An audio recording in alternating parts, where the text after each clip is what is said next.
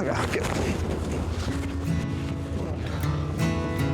Farming's hard, but the most reason it is so hard is you are just at the mercy of the gods. Every time you walk outside, you look up, that's your life. What's coming out of that sky? Snow, hail, fires, floods, whether you make any money or not.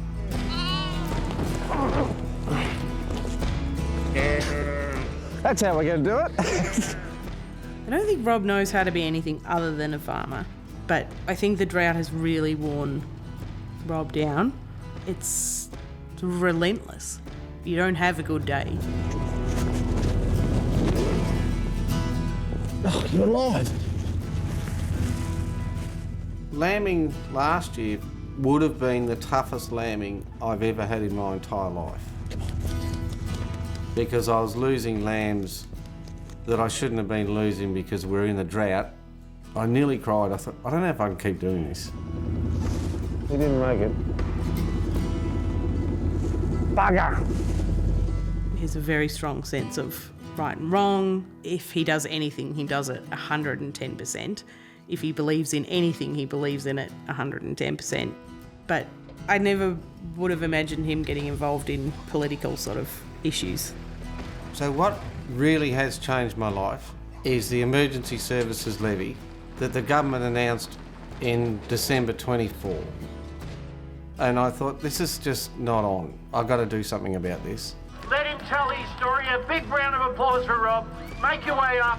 Away you go, fella. And if this government refuses to listen, we will stop the food from leaving the farms. I think I've become an accidental leader. Not something that I planned, but it just happened. And I'm glad it's happened. And I'm glad that I'm out there fighting for other people.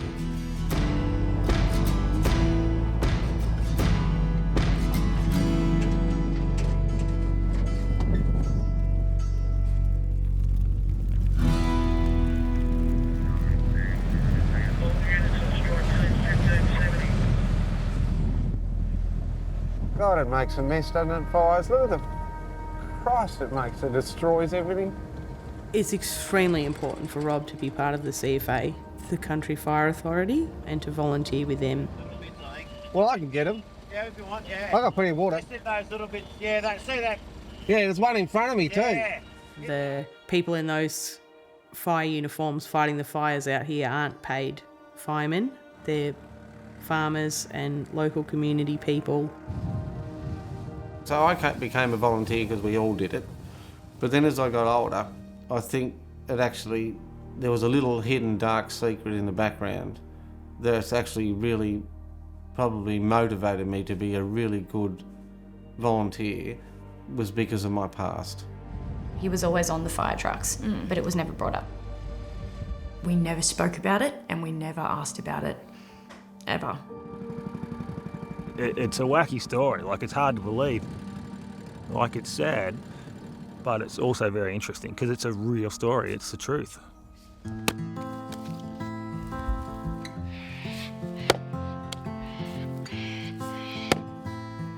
I was born on a farm in a little place called Yellowpura. Born and bred a farmer. I suppose in a lot of ways we probably didn't know anything different. We sort of came home from school and we worked on the farm like everybody did, and it was sort of just ingrained in you that you'd carry on farming. The place I'm on now, we're running about 1,300 acres, which is wheat, barley, canola, but this year will be beans, and we'll also run about 2,000 sheep. In a little place called Langulagan in Victoria, in the heart of the Western District.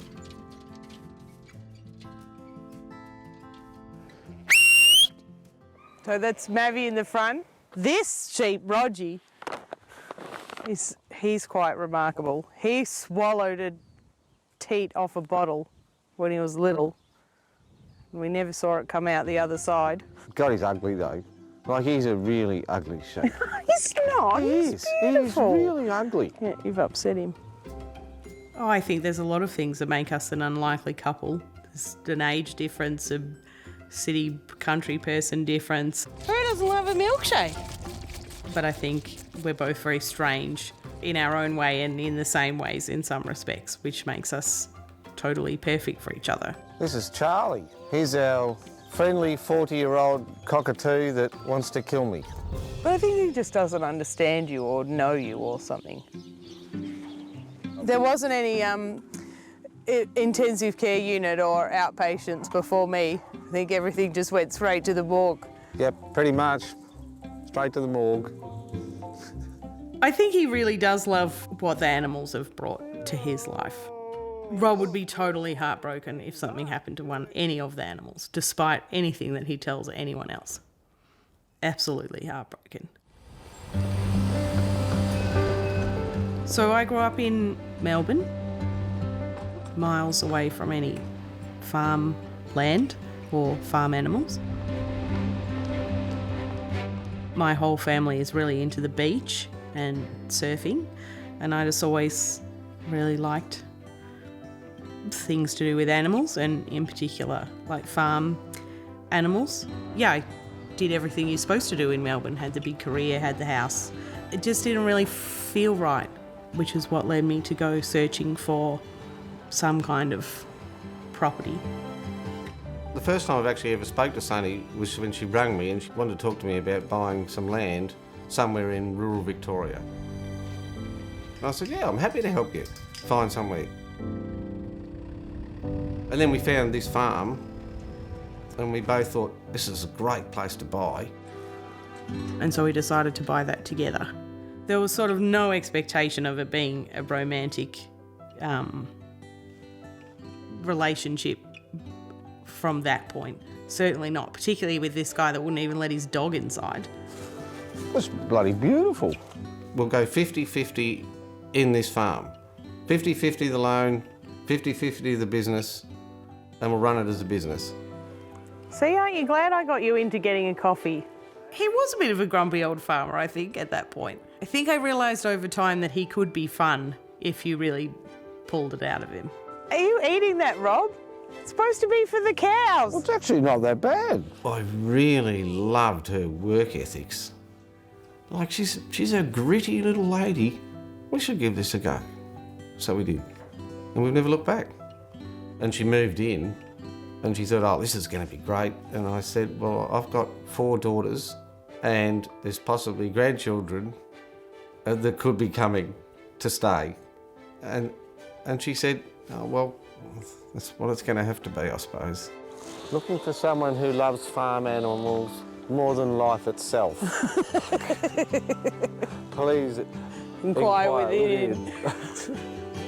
Sunny said to me the other day, because I said we should go on a holiday, and she actually said to me, Rob, I feel like I'm on holiday all the time living here. And I thought, that's a great way to feel in life.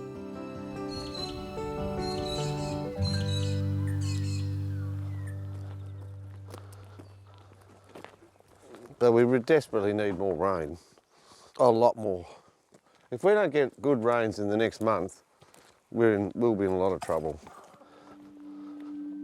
We have been in drought for 2 years now, and for a city person, that's a lot, I think, to kind of get your head around and understand. Very stressful for Rob. All it is now is, instead of a brown drought, it's a green drought. Well, it means it looks like you're not in a drought because you've got grass, but really you haven't really got much grass. But the other real big issue is the money. In a drought, you really wonder where your money's going to come from and how you're going to survive. I reckon the best words to describe being in a drought, it is demoralising. Why don't you fucking rain? Solve this problem. Rob's somebody that really likes to fix things and work out the solution and find the answer, and he can't make it rain. Victorian households will be slugged an extra $60 a year on average to help fund the state's emergency services as Victoria's deficit soars. When the Victorian government announced the new emergency services levy, it just lit a fuse. From July, rate rates charged to property owners for the fund will rise, and farmers will face some of the steepest increases. They say they can't absorb more costs. The Allen government announced a rebadging of what was called the old fire service property levy as a new emergency services volunteer fund tax. That meant for farmers a tripling in the amount of tax that they would pay. You're putting out the fire to save someone else, save someone else's assets, and you expect us to pay for it? What's right about that? The reason why we've taken an existing levy and expanded it to cover all of the emergency services comes in recognition of the more frequent and fierce fire, flood and storm events that are impacting all corners of our state. Have you seen this? How bad this is going to be? They're going to hit farmers 189%.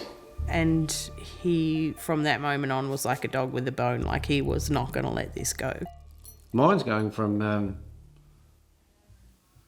$1,200 to $4,600. And I'm the one that's on the fire truck for free.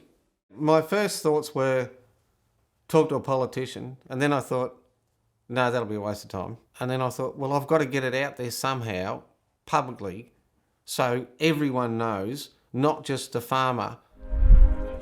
Rob Armstrong and his family have farmed in Victoria's West for 6 generations, but he's never been so close to giving up. You work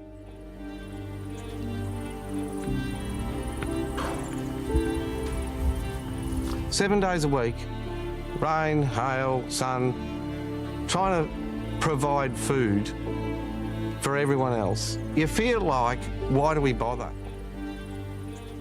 I didn't want to let anyone know I could be on television because I was really worried it could have been a total disaster. Next thing we see, the classic humble farmer of Rob Armstrong sitting on the project. Farmer Rob, Cobra hat and all, and I was like, you do you, Dad. That's fantastic. Well done. Yeah, we were very proud. It has to get this bad before a farmer like me gets on television to try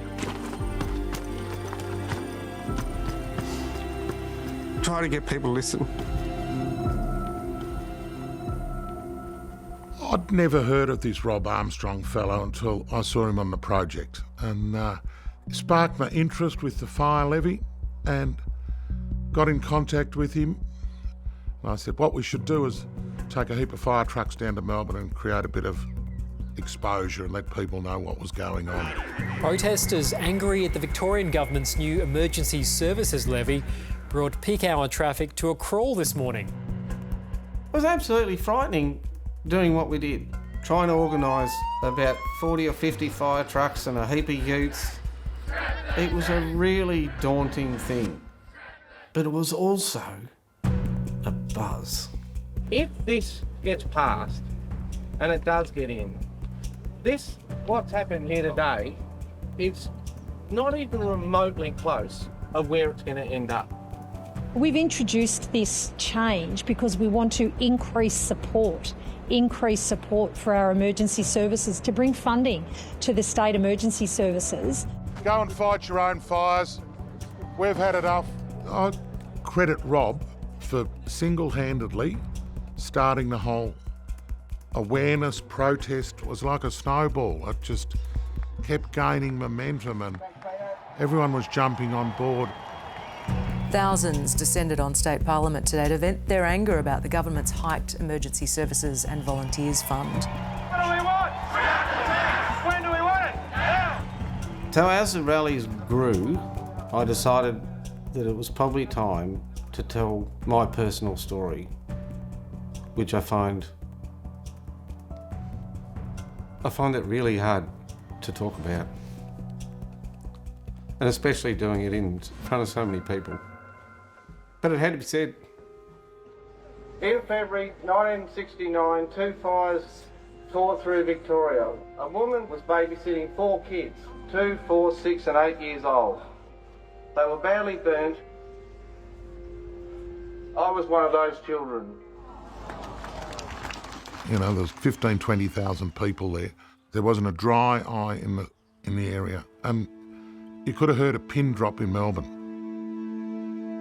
I didn't realise he was going to say that in this rally. That's when I lost it. And I just burst into tears. And then after he'd finished his speech, we all just got together and had a bit of a hug. And really, we'd never talked about being burnt until that time.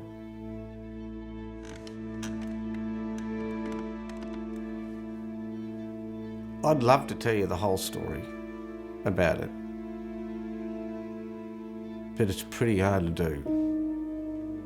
It is a real roller coaster. And it's a roller coaster most of the time I don't even want to be on. So back in 1969, there was a country bushfire near Taddeyoon. In a howling, northerly, hot day. And Dad went off to fight the fire. You could see the fire approaching behind the hill, but the thing that was most horrifying was the speed at which the fire approached. So Mum decided in those days you don't stay at home, so she thought it'd be a really good idea to take the kids away, take them to a safe place, which was Mrs. Tucker's down the road. And then Mum was going to go back and try and save the house. Unfortunately, the wind changed direction and it was heading straight towards Mrs. Tucker's house. And Mrs. Tucker thought, I think we'd better get out of here.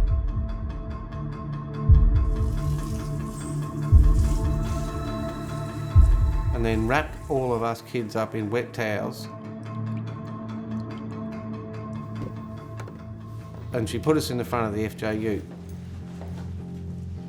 And she drove out the drive, but the trees were all burning and they fell down in front of the ute. And we couldn't go any further. That's when we all got burnt. Running through the flames to get to the road. Because the flames were 30 foot high. It was just a ball of fire. Like, I don't know how we lived. We had these plastic sandals on, and they melted to our feet, which was.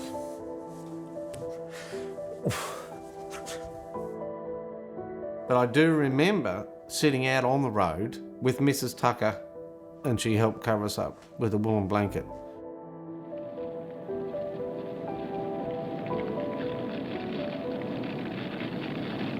My dad was a volunteer firefighter. He was a local farmer.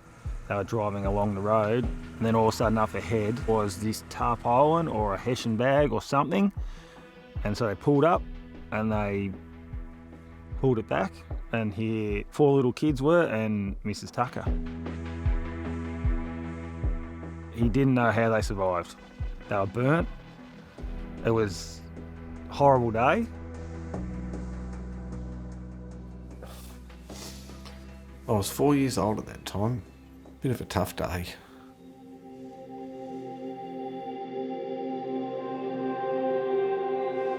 Back at the hospital that night, the doctor in charge said to Mum and Dad, I don't know whether the youngest one will get through. And that was me, yeah. I had the most burns on the biggest area, yeah, of my body. The girls were burnt more on the legs and the feet, and Rob was more on the feet. My mother went back to the house thinking that she wasn't too badly burnt, but then I think on closer inspection she was taken straight into hospital as well.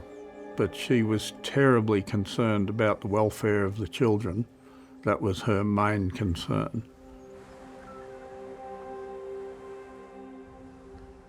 Every time I drive past here, you always get this feeling of being burned. And it doesn't make it any easier after 57 years. It's no better. Doesn't get any easier. He did make a conscious decision to do the talk about being burnt in the bushfire at the rally, because I think to him that's where all of these things connect, and why it is so important that volunteers are not paying for the right to fight fires. It is the fear that people won't volunteer, that if the levy comes in there wouldn't be volunteers, and if there wasn't volunteers when he was a child, they could have died.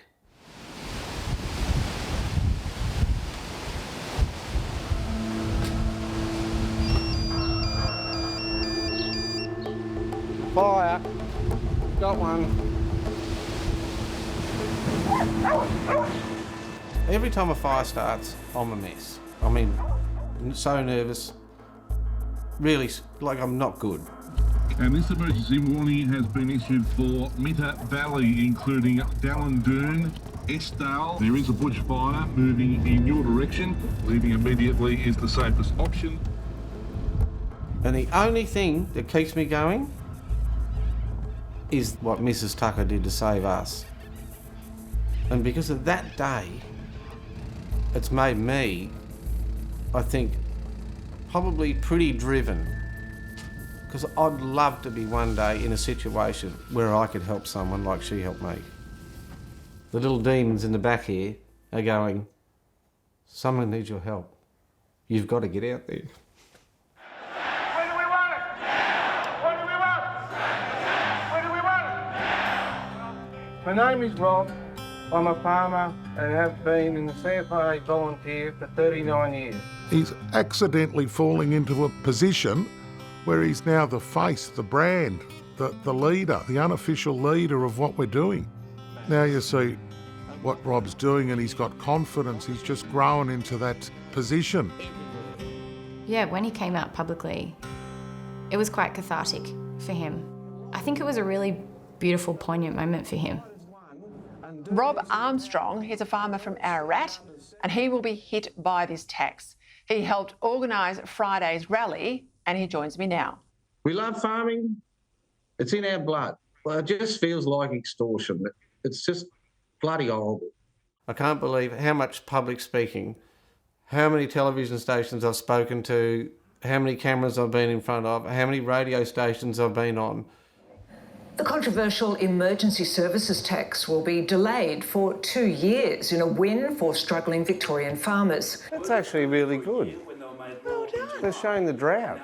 After those protests, which were very effective, the government turned around and backed off. Now, what it effectively did was defer any sort of increase for farmers.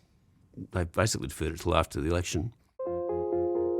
I'd also like to remind people that there is a rebate available for active and lifelong volunteers of the CFA and Vic SES. The change that we're making is to lift the cap of $5 million of CIB to $10 million of CIB. And now for a farmer, most farmers have land which is valued far more than that. We're talking more likely, $15, $20 million. So they were still going to pay an enormous amount of tax. We've just won a fight, but we haven't won the war. And that's why we're not stopping. Yeah, I have been approached by political parties, but I just couldn't think of anything worse. I have no affiliation to any political party. I just want someone to do a good job.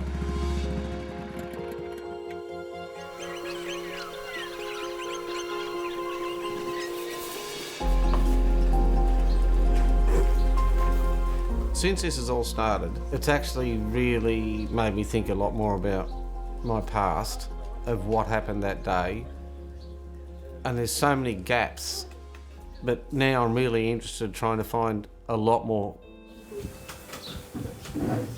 And I thought, well, why don't I try and see if we can all get together in one room and have a go at it. It was never brought up, never discussed. It was sort of a taboo subject. And in later life, we never talked about it, never ever discussed. That's what happened, and just leave it at that. This will be the first time we've all sat down and talked about it together. I always felt, and I still do, really bad about not taking duty data. And I've been trying to get an award to do an award for Judy Tucker. Yeah. And the Tuckers don't want it. I just know I had nightmares until into my 20s about being burnt. I've had sore feet since I was 8, and just going about my daily business, I've usually got dressings on my feet, which I have today. It's not a competition, Jonah. Who's got the best feet? Still going back. When you get burnt like we did, it takes the soles off your feet and your sole doesn't grow back. To this day, I've got scars all over me. They're pretty much the same as what they were when I left the Royal Children's Hospital in 1969. And mentally, well, obviously it still affects me. Which is a bit frustrating, really, but anyway. And it just does not get any easier any time I talk about it. Like, you'd think I'd start to get good at this and it wouldn't upset me, but it just does.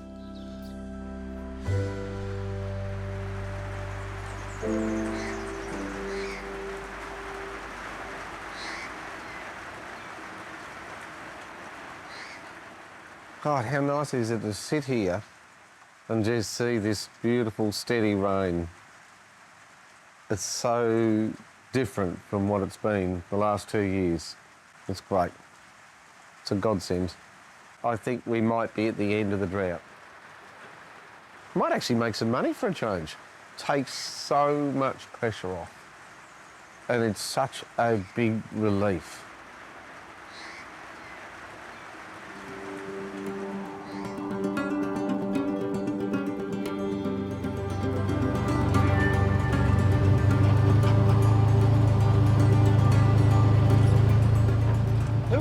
Looking at the grass on a farm would be so much fun.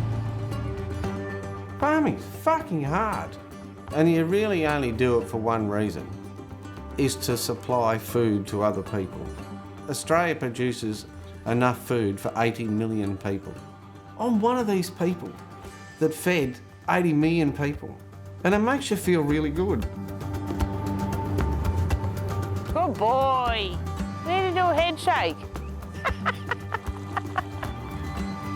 He just feels really strongly that there's been a real loss of connection between the city and the country, and he's always wanted to do something to, I guess, bring those people closer together.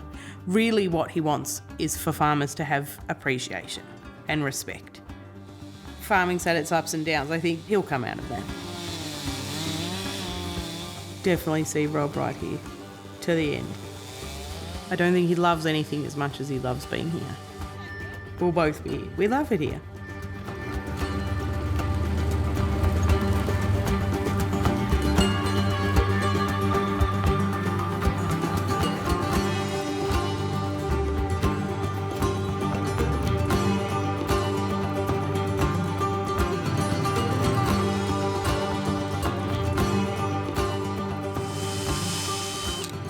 So now I'm becoming a manufacturer for goat obstacle course, especially for Sunny and her goats.